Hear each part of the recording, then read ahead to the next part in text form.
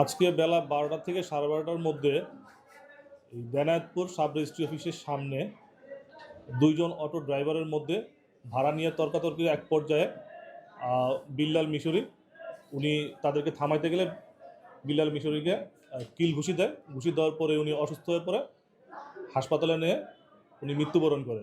তো এই ঘটনাকে কেন্দ্র করে উত্তেজনা ছড়ার পরে আমরা সাথে সাথে পুলিশ পাঠিয়ে জনতাকে বিরত করি।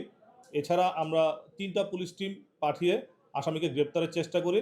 অলরেডি র্যাব, ডিবি এই আসামিকে গ্রেপ্তারের জন্য কাজ করছে। আমাদের এই ঘটনায় মামলা প্রক্রিয়াধীন। আজকে সন্ধ্যায় যে ঘটনা ঘটেছে, আমরা ভুক্তভোগী ফ্যামিলিকে আশ্বস্ত করেছি আমরা অতি দ্রুত এই আসামিকে গ্রেপ্তার করে আইনের আওতায় নিয়ে তাকে উপযুক্ত বিচারের বিজ্ঞ আদালতে সোপর্দ করব। বিকাশ পেমেন্টে 10,000 টাকার বেশি অফার। শপিং চলছে তো।